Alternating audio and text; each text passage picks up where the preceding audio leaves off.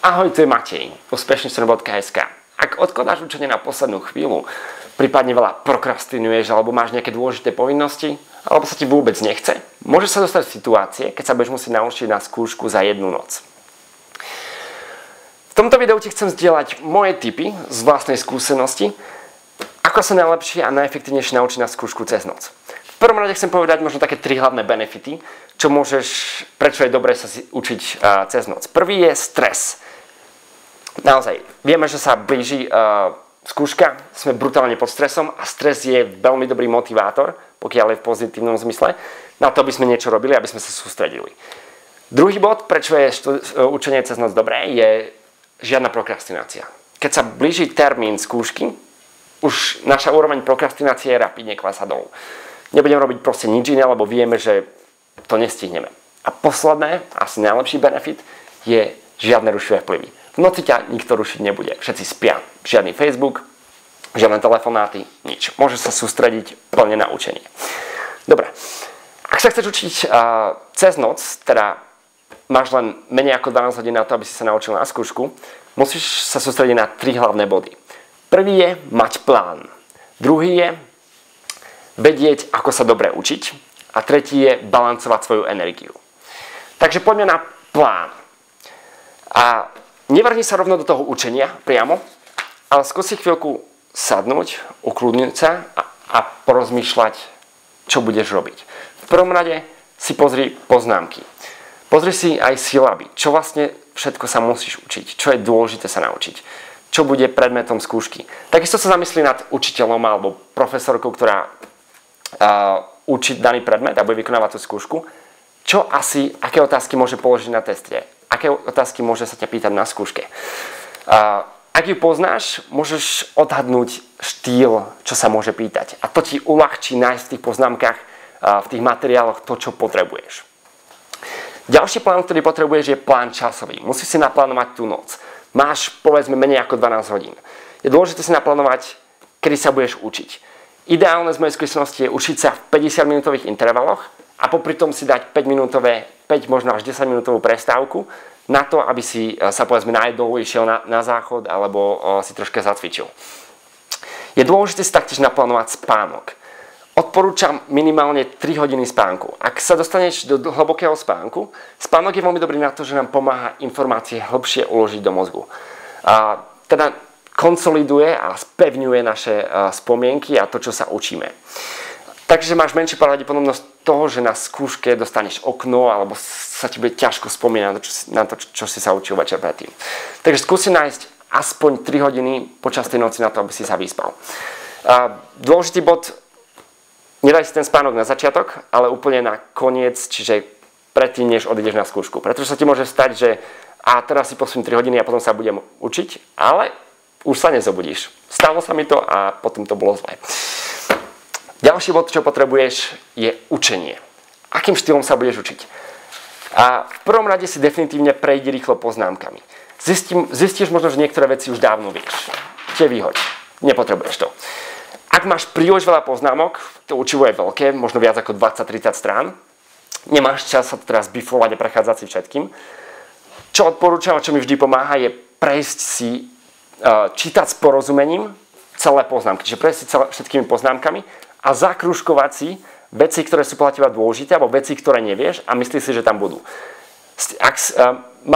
Čas by ti mal stačiť na to, aby si prešiel s porozumením všetkými poznámkami a potom zvyšný čas využiť na to, aby si sa vrátil k tým veciam, čo máš zakružkované.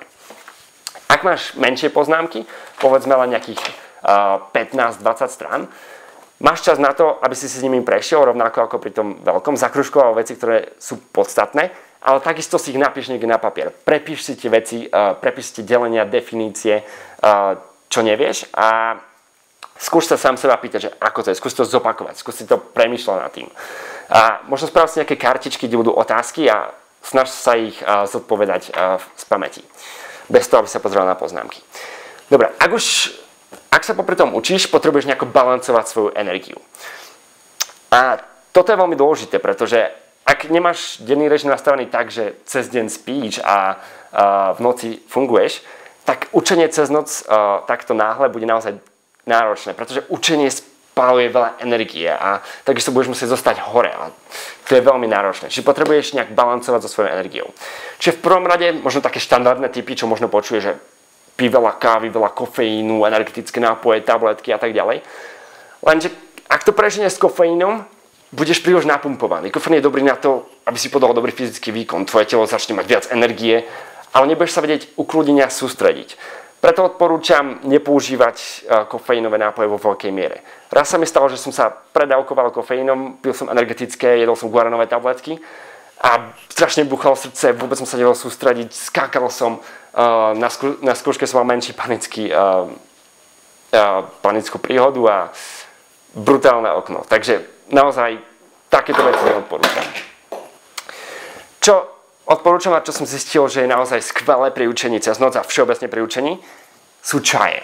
Špeciálne zelený čaj a mate. Čaj taktiež obsahuje, teda zelený čaj a mate kofeín, konkrétne teín, ale ten nie je až taký možno agresívny a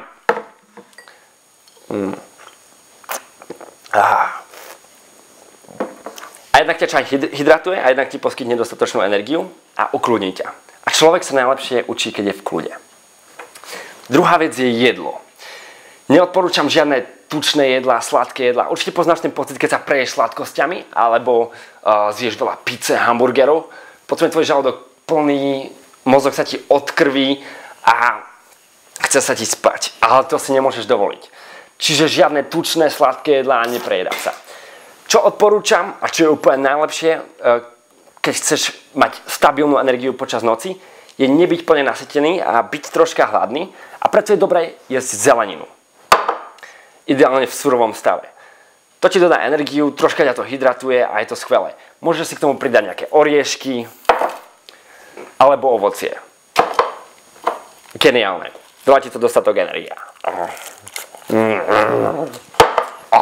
Ďalší spôsob, ako získať viac energie, je cvičenie. Sprav si 10 repov, pobehaj si na mieste, zacvič si, zaklikuj si. Toto ti pomôže viac rozprúdiť krv, dostať viac kyslíka do mozgu a lepšie sa sústrediť. Taktiež ti to odbúra to, že budeš zaspávať. Ale ak už naozaj ani toto nepomáha a stále zaspávaš, skúsi dať 15-minútové zdriemnutie. To ti pomôže viac sa ukludniť, odreagovať, možno na chvíľku si zdriemnúť a dodá ti to tak viac energie. Ale nezabudni si nastaviť budík, pretože stalo sa mi, že som si dal takýto power nap, že som si na chvíľku zdriemol a už som sa nezabudil. Teraz zobudil som sa ráno, pekne vyspatý, ale bez toho, aby som niečo vedel. Dobre. Čiže toto boli také 3 tipy, čo máš robiť na to, aby si sa učil. Čiže v prvom rade maj plán, naplánuj si čas, naplánuj si učenie. Potom ako sa budeš učiť, či máš veľa poznámok, málo poznámok, prejdi si nimi, zakrúžkuj si podstatné veci, opakuj si to. A posledné je pracuj so svojou energiou. Správna strava, správne pitie, správne tekutiny a cvičenie, prípadne zdriemnutie, takzvaný power nap. Dúfam, že ti tieto tipy pomohli a ideálne na záver také odporúčanie. Učenie sa cez noc nie je práve najefektívnejšie a určite to nie je spôsob, ako získať Ačka alebo byť naozaj skvelý študent, čo sa týka priemeru. A často sa mi stalo, že tento spôsob, teda učenie cez noc, zlyhalo. Ale čo je skvelé, ak si na vysokej škole, možno prípadne aj na strednej, je, že testy sa dajú opakovať a máš viac opravných termínov. A ak spravíš takéto učenie cez 2-3 noci, to už je celkom slušný čas na to, aby si sa niečo naučil. Každopádne na väčšie a ťažšie skúšky toto nie je efektívna metóda a špeciálne na tie, ktoré vyžadujú niekoľko dní učenia, aj tam kvantum informácií. Preto pristupujú k učeniu cez noc naozaj opatrne. Dúfam, že sa ti toto video páčilo. Ak máš nejaké svoje vlastné tipy alebo niečo, čo si počul, ako sa lepšie učiť cez noc, zdieľaj to s nami v komentoch. A ak sa ti to video páčilo a chceš vidieť viac podobných videí, prihlás sa na odber tohto YouTube kanálu. Alebo taktiež sleduj stránku úspešneštudent.sk. Ďakujem za slednutie a vidíme sa v ďalšom videu. Čauko.